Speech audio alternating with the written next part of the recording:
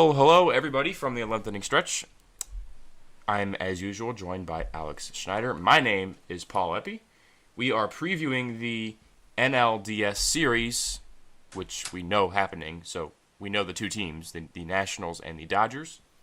We're going to be doing the Cubs and either the Mets or the Giants one on Wednesday or Thursday, whenever we know who's playing. But for now, we are going to be going into the Nationals and the Dodgers. I have the Nationals, and the starters are going to be Scherzer, Tanner O'Rourke, and Gio Gonzalez. The starters for the Los Angeles Dodgers are Clayton Kershaw. I can't think of his name, but his last name is Hill. I don't know why that's Rich Hill. Yep. And then there's Kenta Maeda. I remember Kenta Maeda, but I can't remember Rich Hill. And you were about to say your Los Angeles Dodgers. I'm I man. caught that. Yeah, I know. And then obviously for both of us, the last two games, since it is a 5-game series, is to be determined because we don't know, one, who will pitch those and if they're even needed. Right. And we'll be on Twitter and Facebook tweeting out information as it arises. So, the injuries for the Nationals, there are a bunch of very important ones.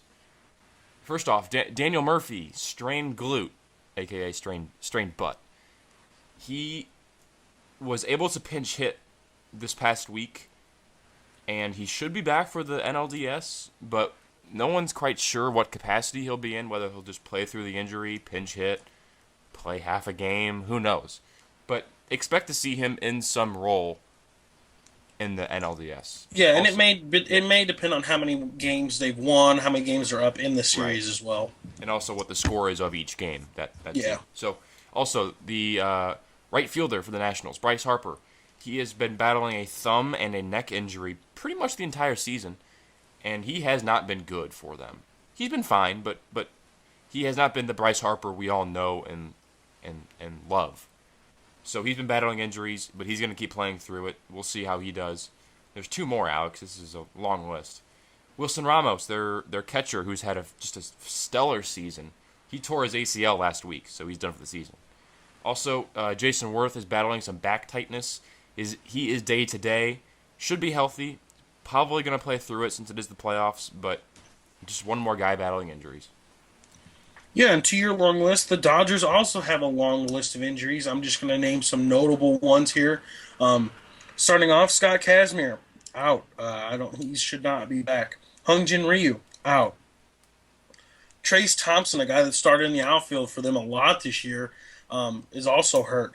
Andrew Tolles, who hit a walk-off home run in Colorado this season for him and was big for him, hurt as well. And also Scott Van Slyke, a guy that they can call to play outfield, call to play first base, call to pinch hit. He is also hurt.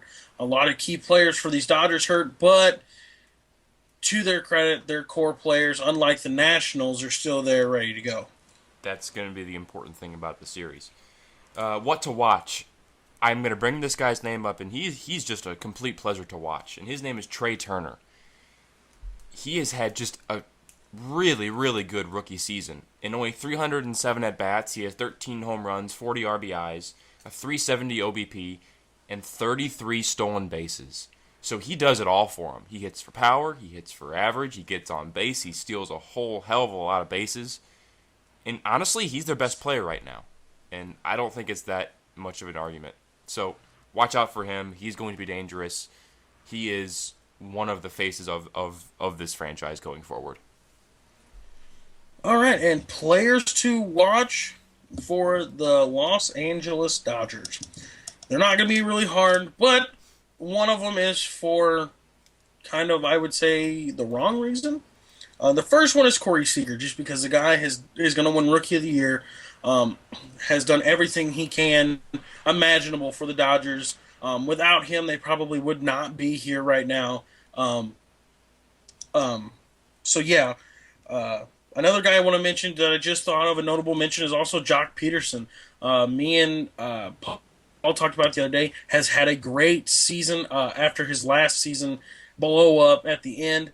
And then the one guy kind of for the wrong reason is Clayton Kershaw. We know what he's done in the playoffs, and it's not been good. So if he can come around and he can actually pitch 7 innings of maybe 1-2 run ball or not give up any runs at all, I think the Dodgers are in good shape to possibly even take this series. I'm with you. And getting into the predictions, I'm going to go Dodgers in 4. But to be honest with you, I might go out on a limb and say Dodgers sweep, because I don't like the Nationals right now with all the injuries they have. Their offense hasn't been that great outside of Trey Turner. Their pitching is very suspect beyond Scherzer. Tanner Roark has been great this season, but he has no playoff experience, and Gio Gonzalez has been straight terrible. So I think they will win 1. It wouldn't surprise me if they win none. I'm going to go Dodgers in 4. Yep, I'm going to follow you up on that one too. I'm agreeing with you again here, Paul. I'm going to go, but you know what? Actually, I'm going to go on a limb. I'm going to say Dodgers sweep it. Like I said, the thing going for the Dodgers right now that the Nationals don't have is those core players. Their big name players are okay and are well not hurt. A lot of these guys that I've mentioned aren't usually starters every day, except for Trace Thompson was for a while. So I'm going to go with the Dodgers sweep.